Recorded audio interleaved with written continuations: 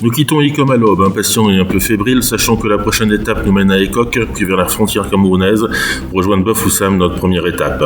Arrivés au poste frontière nigérian, nous passons sans encombre la douane dans une bâtisse récente où l'on nous accueille avec courtoisie. Mais dès nos premières questions, l'atmosphère se teint de gravité. La région est secouée depuis plusieurs saisons par les affrontements entre forces gouvernementales et groupes séparatistes anglophones, connus sous le nom Ambazonie. Les incidents sporadiques, parfois meurtriers dans les collines du sud-ouest, ont contraint l'armée camerounaise à multiplier les patrouilles et à organiser les mercredis et samedis un convoi militaire obligatoirement réquisitionné pour escorter les civils jusqu'à Buéa.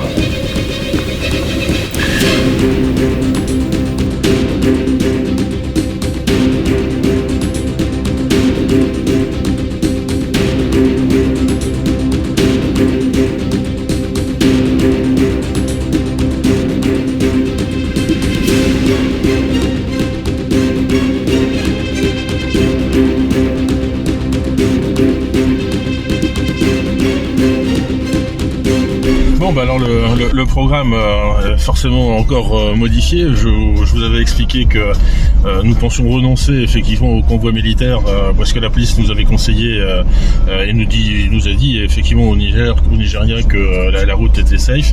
La réalité, c'est que passer la frontière camerounaise, eh bien on nous oblige au convoi militaire puisque la situation, même si elle est un peu plus calme, reste dangereuse et ils ne veulent pas prendre de risques pour les touristes. Donc là, nous partons en convoi. On suit des Français que nous avons rencontrés extrêmement sympathiques. Donc Yannick et Stéphanie et leurs enfants, 2 enfants, 12 et 13 ans. Donc c'est bien, on peut discuter un peu. Voilà, qui ont fait un trajet similaire au nôtre et qui poursuivent encore jusqu'à la Namibie ensuite.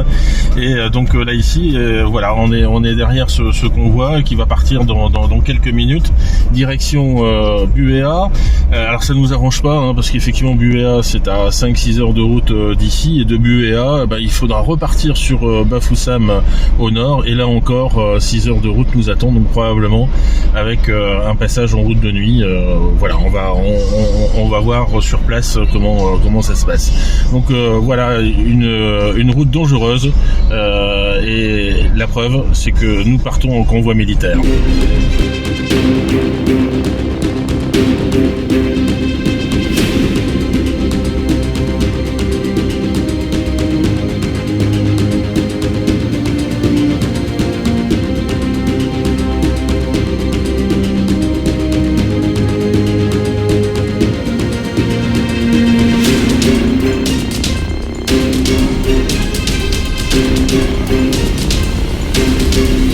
C'est parti, le convoi est lancé.